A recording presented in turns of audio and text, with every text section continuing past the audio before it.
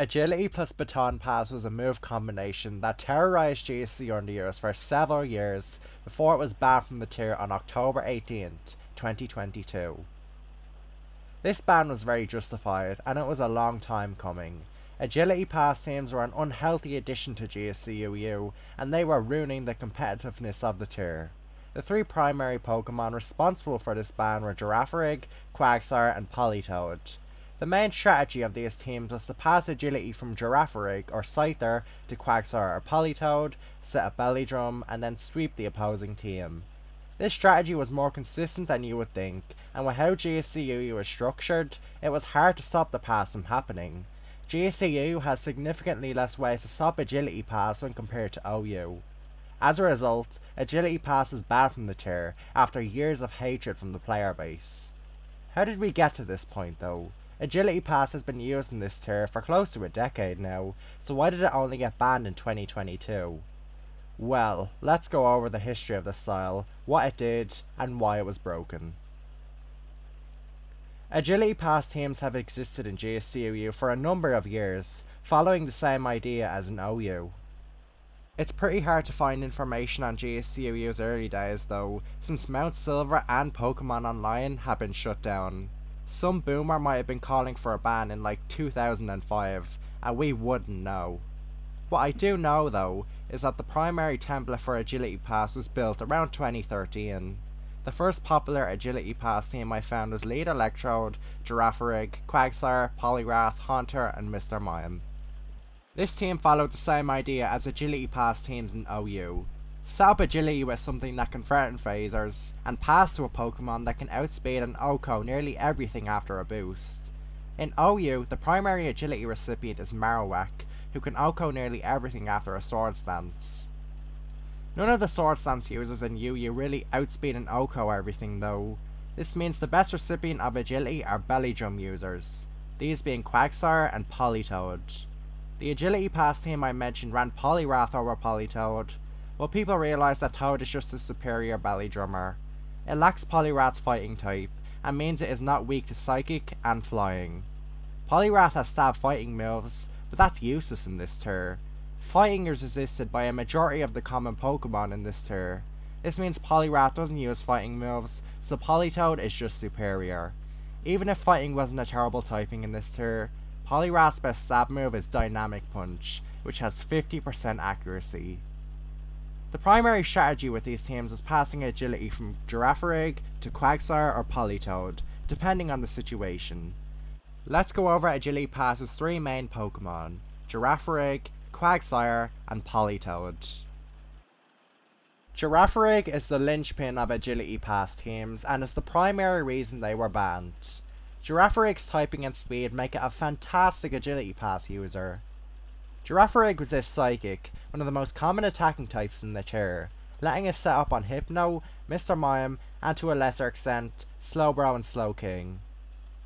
Giraffor's typing also grants a Stab Psychic, letting it 2-hit KO the tier's Haze users, Crobat and Quillfish. This makes him not very good at actually hazing Giraffor's boosts. Giraffor also learns Thunder, which smashes War Gyarados, the tier's only common phaser. Giraffor is able to threaten other common Pokemon too, like Nidoqueen, Haunter, and Omastar. Its high speed lets it set up agility before its opponent, and then it's free to pass it out. Giraffor can also pass Amnesia, which can let Quagsar or Politoed set up against opponents they might struggle to set up against otherwise. After the obligatory agility and Baton Pass, Giraffor can pick two of Psychic, Thunder, or Amnesia, making it unpredictable. Giraffor didn't have the best bulk in the world, but it was serviceable. It was only 3-hit KO'd by the majority of the tier. Giraffor always ran Miracle Berry by the way, so status wouldn't ruin it. Giraffor was the worst Pokemon to give free turns to in the entire tier. If you gave this thing an opportunity, it would capitalise on it hard. If you misplayed against it, it would pass the Quagsire and you would be dead in the water. Speaking of Quagsire,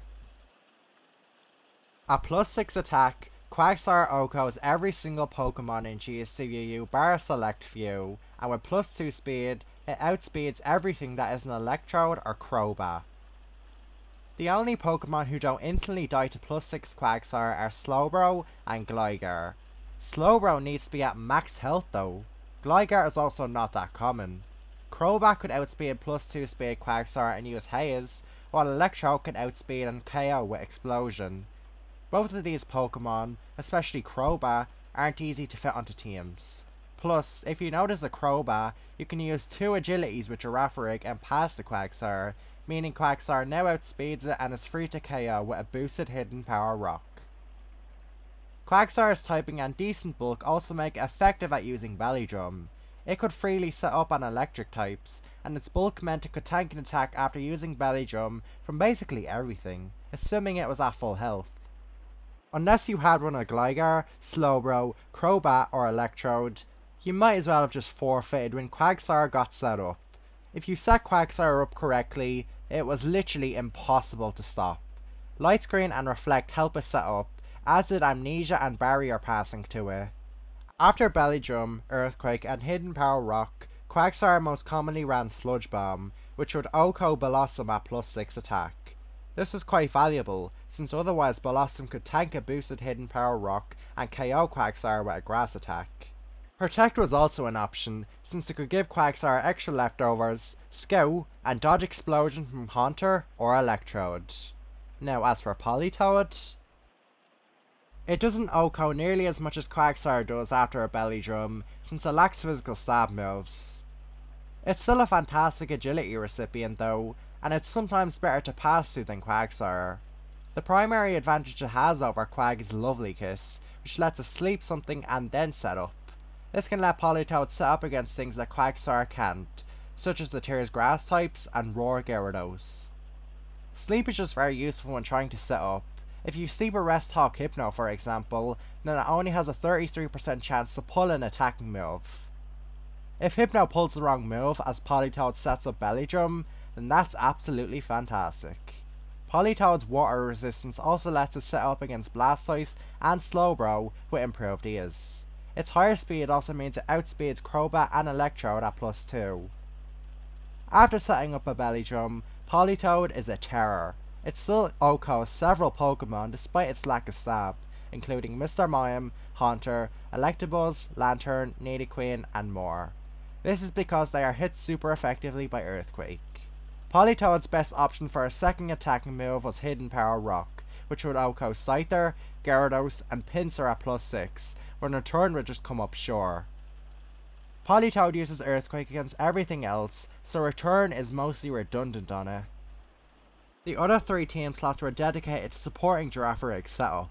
Electro could give Light Screen and Reflect support, which would boost Giraffor's defenses. Electro could also give Giraffor a free turn to come in after using Explosion. Haunter, meanwhile, was considered mandatory on Agility Pass teams, because of its immunity to normal. Cursed Hawk Granbull was incredibly common in this tier, and without a normal resist, Agility Pass would instantly lose to it. Haunter was the best normal resist for these teams, because of its speed and access to Explosion, which gave Giraffor a free turn to come in, just like with Electrode. During Agility Pass's twilight years, Cursed Hidden Power Ground Granbull grew in usage, so Destiny Bond grew in usage on Haunter. Haunter could force a trade as Granbull KO'd it with a boosted Hidden Power Ground. Lastly, Mr. Mime was on this team because of its passing abilities. Mr. Mime can't pass Agility, but it could pass Barrier and Substitute, which would help its team out. It could also use supporting moves like Encore, Thunder Wave, Light Screen, and Hypnosis. Lead Electrode, Giraffor, Quagsar, Politoed, Haunter, and Mr. Mime formed the first popular Agility Pass team, and the template for the style going forward. The team could be tinkered with though. Some people use Scyther over Mr. Mime, acting as a secondary Agility Pass user as well as a Sword Stance passer. The Standard 6 was the most popular variant though. In 2018, GSC was first put into UUPL, which greatly advanced the tier, both in exploration and player base. When people used Agility Pass in this tournament, it was that same 6. This is how it was for the next 3 years, really. Agility Pass saw sporadic usage in UUPL 2019, 2020, and 2021. If you wanted to use Agility Pass, it was more often than not this team. It was around this time that Agility Pass began to receive some ire. Baton Pass is a despised move in general, and people don't like what it brings to the game. There was some small talk of banning Agility Pass, but it was mostly just joking around. That began to change though. The primary reason is that in 2021, GSC saw a lot of new players. GSC lower tiers in general got more exposure post 2020, and GSC got some new players. Unlike the old players though, the new players were serious about banning Agility Pass. The new GSC players are people who had played the more modern gens before, leading to a mindset shift. New gen players coming to GSC are more adamant about banning Baton Pass because Baton Pass is banned in all the new generations. Another thing that didn't help was that other forms of Baton Pass began seeing usage. Curse Pass or Meditate Mr. Mime saw some sporadic usage, and it was better than you might think. Like Giraffor, Mr. Mime threatens all the tiers relevant Haze and War users, and it threatens out numerous Pokemon. Sword Dance Pass Scyther had also existed for several years, and people didn't like that either. When fighting Scyther, you don't just have to account for Scyther itself, but what it could pass to. All this further contributed to a disliking of GSC Baton Pass. Another thing that didn't help was the emergence of a new Agility Pass team. Giraffor, Quagsar, Politoed and Haunter were there as usual, but this one used Scyther and Granbull last. It also differed by using Giraffor as a lead. Lead Giraffor was incredibly dangerous, and if you led into it with the wrong lead, things would get very tense. It was great at taking advantage of the psychic leads, Hypno and Mr. Mime. You had to play extremely carefully around lead Giraffor, or you would just lose in the first 5 turns. Scyther was its usual Sword Stance Agility Pass shtick, but Rest Hawk, Hidden Power Ground, Granbull was a new invention. Granbull gave you some actual defensive utility, and it was very dangerous to pass Agility or Sword Stance, let alone both. If you passed both Agility and Sword Stance to it, you could just straight up win the game, unless your opponent had Shuckle. Even just passing Agility to it was great though, because it's just a strong Pokemon who now outspeeds everything. This team further solidified the player base's disliking of Baton Pass, and by around April 2022, they were sick of Baton Pass. A policy review thread went up about the topic in May of that year. I think it's time. I think we should go over what makes Agility Pass so bad for this tier. Agility Pass on its own had a bunch of defensive issues, but it was still too much for this metagame. GSC is a tier that's very restrictive to build due to the sheer power of the tier's top threats. Agility Pass is very hard to prepare for in the team builder. There are very few Pokemon who can reliably beat the playstyle. Unlike in OU, GSC is very lacking in phasers. The only good one is Roar Gyarados, who isn't that good into the style because of Thunder Giraffor. There's only Qwilfish and Crobat for Haze, and they both get hit by Thunder or Psychic. Qwilfish likes to use Curse more than Haze these days, and Crobat only fits onto hard stall teams. There's Encore Jump Bluff, but that's hard to fit on teams because of its passivity, and it can lose to Thunder Paralysis. It can use Gligar to survive a hit and counter Quagsar's max boosted Earthquake, but again, Gligar is hard to fit on teams. Gligar doesn't fare that well into Politoed either. Your best bet against Baton Pass in the builder was to just try overwhelming with offensive Pokemon, like Granbull and Piloswine. Granbull did help a lot against Baton Pass, since it forced them to go into Haunter and not actually make progress. Curse Hidden Power Ground Granbull with Lovely Kiss also dominated Baton Pass single-handedly, since it could sleep Destiny Bond Haunter and then KO it. Piloswine was very annoying for Baton Pass to switch into, especially with Spikes up. It could overwhelm the teams rather easily. Spikes in general were very helpful against Baton Pass, especially since they used multiple Miracle Berry mons. Agility Pass could still win against them though. It could find opportunities to set up, and then Quagsar or Politoed would beat you. Also what, are you going to run Curse Hidden Power Ground Granbull and Piloswine in every team? That's just silly. Agility Pass had too little counterplay in this tier because of Giraffor.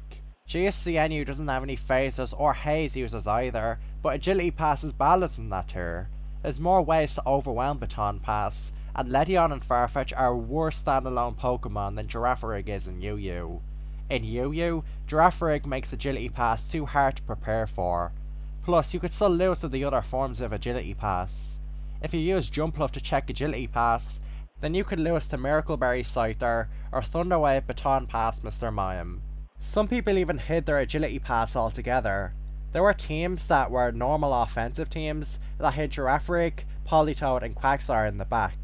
If these teams got you by the element of surprise, then you would be very upset. The final thing pushing Agility Pass over the edge was how punishing it was in games. You had to play perfectly around Agility Pass.